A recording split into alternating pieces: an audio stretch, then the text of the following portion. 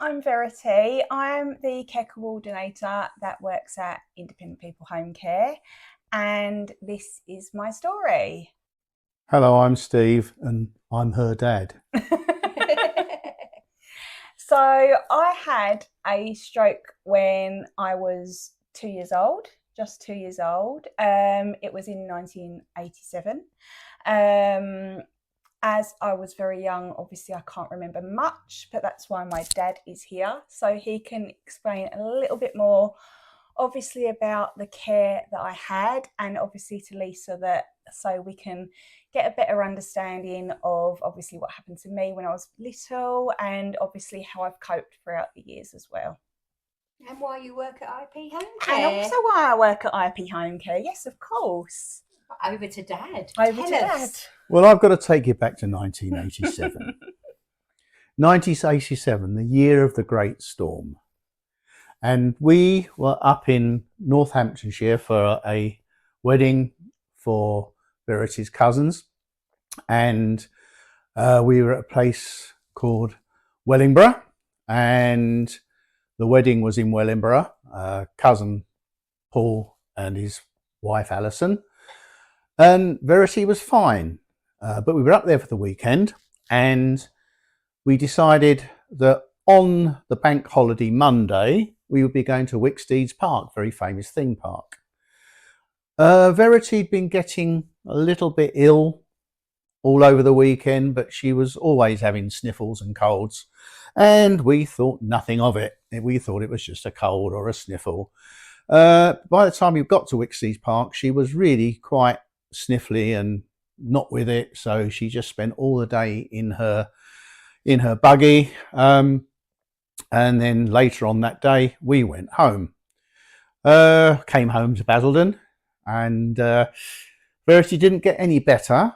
In fact, she started to deteriorate quite rapidly. She was being very unresponsive. She had running a fever. We had no idea what was going on. So it was a case of phoning the hospital. Now we're talking 1987, and doctors come out to see you. We were very lucky to get a very considerate GP come out and see us, and immediately sent her up to hospital, up to Basildon Hospital. She was taken to no A&E, straight into the hospital, and they were thinking it was probably meningitis. They took her into an isolation ward where she had all the obvious tests for meningitis, lumbar punctures, and all the pretty nasty stuff. She became a complete and utter pincushion. After a couple of days, my wife noticed that she was becoming very unresponsive, and her right side wasn't moving at all. Brilliant consultant at Basildon Hospital, paediatric consultant, Dr. Easton, saw her, was immediately worried about her, and he decided that she needed a CT scan. 1987, Basildon Hospital didn't have a CT scanner.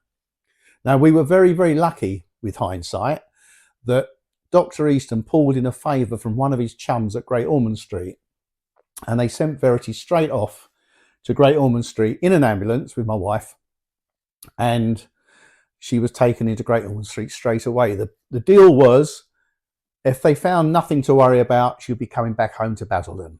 Do you remember any of this? Yes. Yeah, I remember quite a lot actually. So it's snippets, but it's quite a lot for a 2-year-old to remember. So yeah, I do remember quite a lot. Yeah. I then got a phone call from my wife. They don't know what's going on. They're keeping Verity in Great Ormond Street. I jumped in my car and I got up to Great Ormond Street in record time. I hope there were no police watching. They had no cameras in those days. Got up in record time, and we spent the next week or so in Cohen Ward in Great Ormond Street, which was actually an isolation ward. They were still unsure of what was going on. In fact, they had no idea what was going on, and they were testing her for everything, still thinking it might be meningitis. She was under so many different drugs and things that she was crying orange tears, and she was weeing orange wee. And the only things she was ever saying was calling for her mum. We had no idea what's going on. Mum and I didn't go home for all this time. We actually stayed in a waiting room for 2 nights. And then they were doing lots and lots and lots and lots of tests. And she went down for an abdominal ultrasound. And the radiologist noticed, totally unlooked for, they noticed a growth on her aortic heart valve, which was then relayed to all the different people that needed to be relayed to. And they started looking at her heart, and they found that there was a staphylococcal growth, an abscess on her aortic valve. We're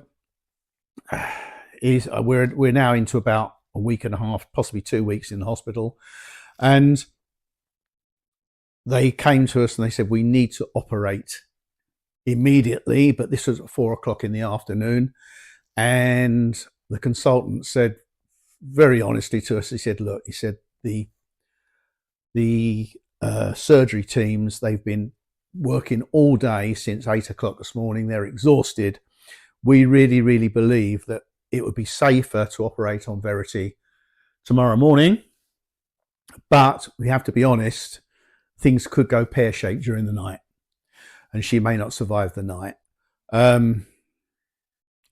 If we insisted on her having the operation, then they would have done it, but they weren't confident that they were fit to do it. We gritted our teeth and went with their advice and let them do it the following morning. Mum and I were staying in the Rainbow House, Ronald McDonald House, near the hospital. We hadn't been home, and that following morning, we first of all went into the Great Ormond Street Chapel, which is the most beautiful and serene place in the world. And we then decided to just take ourselves out, and we went literally shopping down down Oxford Street. Great Ormond Street's no shops. Oxford Street, and then came back to the hospital hoping that everything was sorted.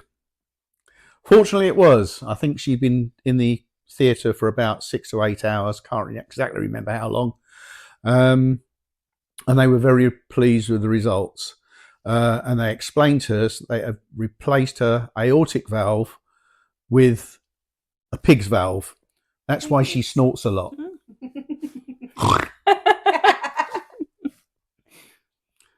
And that was the first episode. Mm-hmm. That was. And then she spent the next 6 weeks in Great Ormond Street recuperating. She had a third birthday there. And is this all due? This was all due to the stroke. All due to the stroke and the staphylococcal bug that got into her bloodstream. Apparently, we all have staphylococcal somewhere on us, and if it gets into your bloodstream, you can be in trouble. They still are not sure how it got into Verity's bloodstream and attacked her heart, but it could have been through broken skin through her eczema, or it could have been through broken skin through chickenpox. And apparently chickenpox is a high risk for heart problems if you get, for young people. So 6 weeks. So for 2 months, whole 2 months, we were in Great Ormond Street. We were there for the launch of their Wishing Well appeal, where they were going to build the new hospital, which since they have. And we just spent the whole 2 months trying to get her stronger, better. Everybody was behind us. We met some wonderful nurses, some wonderful doctors, some wonderful people. And at the end of it, after 2 months, we brought her home. Mm-hmm. And we got home, and the house was draped in balloons and welcome home signs. I remember that very well. Our neighbours were absolutely amazing. The family suffered during that time because our eldest daughter, Emily, had to stay with her aunt for the whole time, although she came up at weekends. Mother-in-law and my mum and dad brought her up on the Friday, and my mother-in-law and father-in-law took her home on the Sunday. So she didn't miss out entirely, but it was a difficult time for all of us. Her mum and dad and her sister. Yeah, she did. And in fact, in some ways, family-wise, she probably lost out more than anybody else. Yeah. But it was a difficult time. It was a very difficult time, and only the start of a very long journey. And also, while I was going through this process, I went completely mute. Obviously, due to my stroke, I lost all. Every cloud's got a silver lining. Well, you know. But yeah, no, I went completely mute. So obviously, everything I'd learned, I'd lost. So obviously, I had to learn to walk, talk, everything all over again. I was originally right-handed. Now I am left-handed. So obviously, that was a challenge in itself. But I eventually, gradually, slowly got back to speaking again with one of my wonderful sayings, which I used to say all the time before my stroke. And as soon as my nan heard that, she said she's going to be all right. So, but it was a challenge. As I said, I remember a lot. I remember quite a lot, actually. I remember my 3rd birthday. And that was at the hospital? That was at the hospital. That was all arranged by my mum and my dad, and my auntie made my cake. It was just like a big birthday party for me. My cousins came and my sister, and I remember that very well. So how long did you have to stay in the hospital? What was the longest period of time? Were you able to come home, or how did it work? we were there for a whole 2 months. 2 months? Yeah. Mum and I didn't come home for the whole 2 months. Fortunately, we were lucky enough to have, for a month, we had the Rainbow House, which was supplied by Great Ormond Street.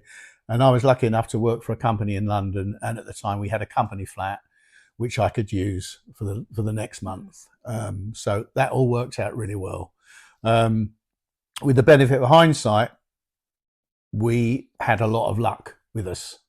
And you had a lot of good people supporting. We had the most amazing people and the most amazing doctors. Amazing care. I mean, Dr. Rees, who was a consultant at Great Ormond Street, Mr.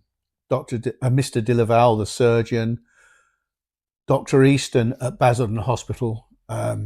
He saved my life when he sent me up to Great Ormond Street. It was his decision to send to Great Ormond Street, and I think that was it. Yeah, we were very, very lucky. It was a very quick process, wasn't it, when I went to Basildon to Great Ormond Street? So I think that's what did it. The NHS were absolutely amazing. And when I think of the care that Verity's had since, and I have to be honest, it's very much ongoing, that operation was only the first of 5? Yes. 5 operations over her short life. Getting quite old now, but cheeky over her short life. But she had to have another operation when she was 12 for a replacement valve. She's since had replacement valves, pacemakers, defibs. So it's been an ongoing thing. But also, what I will say as well, I do now have a disability called hemiplegia, and that was caused by my stroke. And at the time, obviously, of having my stroke in 1987, I was the first, basically, of a child of that young to ever have a stroke. I think Dad will vouch for that. One of the first, yeah. But they'd never really heard of it, so they didn't really know how to deal with it, really. I think the biggest problem they had with you was that there was so much masking what the real problem was, and finding that real problem was almost luck, because they were treating you for many things. Well, but initially they were treating you for a very contagious disease, which you weren't. And I think the way it was dealt with at Great Ormond Street was fantastic. We've seen a lot of changes at Great Ormond Street, and Verity was at Great Ormond Street until she was 18. Then I got kicked out. Then she gets kicked out and becomes too old. when she became a grown up. well, one day she'll become a grown up, and it's a wonderful place. It's an absolutely It's wonderful place. magical. It is magical. Every time I go past there now, not so much in, I always think of it and just think, wow, that's just my magical place. It's just I used to always call it my Ormond Street as well. And every time I used to go up there, I used to say to my mum, we're going to my Ormond Street today. But as I was saying, when I was discharged, they didn't really know anything about my disability. They didn't even say that I was going to have a disability. All they did say was that I may have problems in the future or now with my mobility. They called it a brain scarring, didn't they? Yeah, they did. Yeah, they did. So, what happened, Dad, with that? Well, they told us we had nothing. They were convinced that you would never be able to walk at one stage, but before your third birthday, you were up and walking. Nothing was going to stop you. No, nothing does stop her. No, definitely not. And but the problem is when we brought you home, we had no idea. We didn't realise that it was going to cause you learning problems. No. Nobody told us these. It was just a learning. It was a learning curve for us all the time. We were learning something pretty much every day. And every time we saw a different professional, different healthcare professional, they gave us a bit more information. And it was a case of building it up and building up and building it up. They were learning about you too. Yeah, exactly. And also I have dyslexia now as well, but that was caused by my stroke as well. So, and I wasn't aware of that, but since obviously nobody was, you weren't diagnosed with dyslexia. But we then were discharged from Great Ormond Street. They insisted you had weekly physiotherapy. Unfortunately, the downside was that Basildon Hospital could only give you monthly physiotherapy, which wasn't good enough. No, it wasn't enough. I was lucky enough at the time to have Bupa cover. And the physiotherapist at Basildon Hospital recommended a lady paediatric physiotherapist, Jenny Cannon, see if she could deal with Verity, and she did. And fortunately, we were able to claim it on Bupa. And it turned out that Jenny Cannon was the most amazing woman in the world. She still is. Verity is still in touch with her. Yep, I am. She's one of my bestest friends. Tell me about the impact she's had on your life. She has had an amazing impact. Do you know what? She is my Mrs. Magic. Dad nicknamed her that from the very start. You know, as soon as he saw what improvements she was making to me, even to the point where she was doing exercises where I wasn't even aware of it, like bringing in little treats for me to have, like hula hoops and putting them on my fingers and things like that, and trying to eat with them with my right hand. Okay, got a bit frustrated, you know, every kid does, but she was an absolute amazing lady. She still is. I am very close to her still, and she is an absolutely wonderful person, and she's made such an impact on my life. It's been amazing. And she must be really proud of you. She is, and she's been through a lot with me, and she's been through a lot with us as well, and she's recommended so many things, like for me to make improvements on my health and my lifestyle. And, you know, we've gone forward with them, haven't we, a few times, and it's made it all the more better. So, yeah, she's amazing. Absolutely amazing. Couldn't fault her. Well, I think you're fabulous because it doesn't it doesn't stop you doing anything at all. And you know what? You go to the gym, you do everything. Yeah, do you know what? I think what it has done is made me very determined. It has made me, I think I was always like that anyway, a very determined young lady. Pain in the, no, sorry. Yeah, yeah, what Dad said. But I've always been determined, but I think my stroke hasn't defined me, but what I've done is I've adapted to the way I am now. So I can only use my left side. So I can walk, I can drive, I can go to the gym, I can do all the things they said I couldn't do, but back then they didn't know. So you can't really fault them for that, can you? And I know you have a dream of doing the marathon one day. Well. I do, yes. I mean, I don't know if my leg would let me, but, you know. Luckily, they changed the name to Snickers then, isn't it?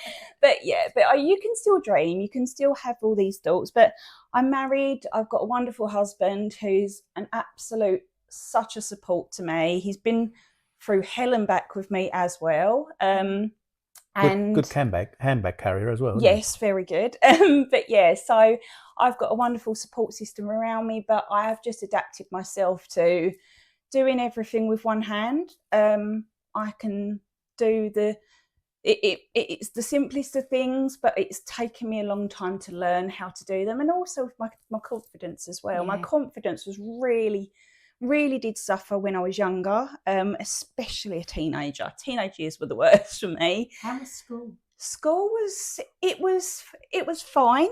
I was okay, but I didn't like school. I mean, I think it was just hard work because I was trying to concentrate, but I think because they haven't got the technologies they've got now with dyslexia and all those sort of things, I think it was just difficult back then. But school was good. I mean, everyone just knew me. Everyone in the school, all the teachers knew me.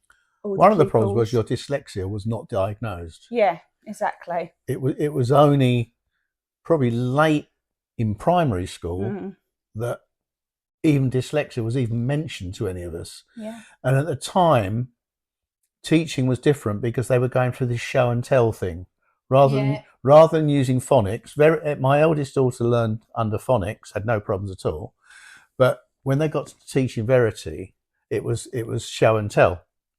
And I'm no educationalist, I don't know the rights and wrongs, but I'm convinced that if it had been phonics, she'd have been a lot better off. And also, the special needs teacher at the primary school didn't suss any of it at all. It was only when she got to secondary school that she started getting the support for any form of dyslexia. Which was amazing, which was really good. But, and in fact, your teacher at the secondary school, Mrs. Blaney, she actually won the Special Needs Teaching Award that year. Yeah, and I got to go. The national one. You got to go. I got to meet Carol Smiley. Yes, you did. But yeah, I mean, I've just so as I've gone on through the years, I've learned different things. I've learned how to do different things, how to learn different things, different ways. And as I've learned along the way as well, everyone is different with a disability. Not one person is the same. Even with my disability, I have met other people with hemiplegia, which it's like cerebral palsy, but it's like my arm and leg have a mind of their own. So this is my arm here. Dad, watch out. So it has a mind of its own. It moves in all ways it wants to, and my leg as well. So I do walk with a splint on my leg, which helps me walk. I can't walk too far, but I can walk far enough. I can walk around shopping centres, so that's enough for me. But I have just learned over the years just to be happy with the way you are. There's always people worse off than you. I mean, my care has been absolutely astronomically amazing. Absolutely amazing. And still to this day, I've still got the best of the best. And I'm under the best care. I trust them with everything, and everything they say to me. If they give me advice, I take it. I don't like it sometimes, but I have to take it, and I have to take it for my own benefit and for my own to be sensible. And all of this has helped you to kind of recognise that you wanted to help other people. Absolutely. And that is a real benefit to us here at Independent People Homecare. Yeah, absolutely. I've always wanted to be a person that gives back. I've always been on the receiving end of care. I've always had, as I said, I've had the best care in the world as far as I'm concerned. It has been just unbelievable. So I've always wanted to give back, and this is why I now work for Independent People Homecare as a care coordinator, because I can now speak to carers who do an absolutely amazing job. I've never met so many amazing people in all my life. I speak to them on a daily basis. I speak to them on the phone and on video calls, and also our customers we have as well. I mean, they are unbelievably brave. The things they are going through, wow. I mean, you can't imagine some things, but they are amazing, and with the customers and the care we give at Independent People Homecare, I think it's amazing. It's one of a kind, and I think that it makes everyone a better place. And also, we deal with people in their own homes, which makes more. Yeah, we enable people to live Yeah, their absolutely. life, their way, in The the way they comfort of wish. their own home. The way they wish and the way they want to. So they've got their own home comforts. They've got everything around them. They can still have family. I mean, you know, and that's why I feel so privileged to work for this company. I do. I just feel like I can eventually give back, and yeah, I really love it. Wonderful. So thank you to both of you. That's really interesting. But no, thank you so much. My pleasure. But yeah. Please feel free to give us a call on 0800 471 4741, or you can email us. My name's Lisa, this is Verity, and our email is hello@iphomecare.co.uk.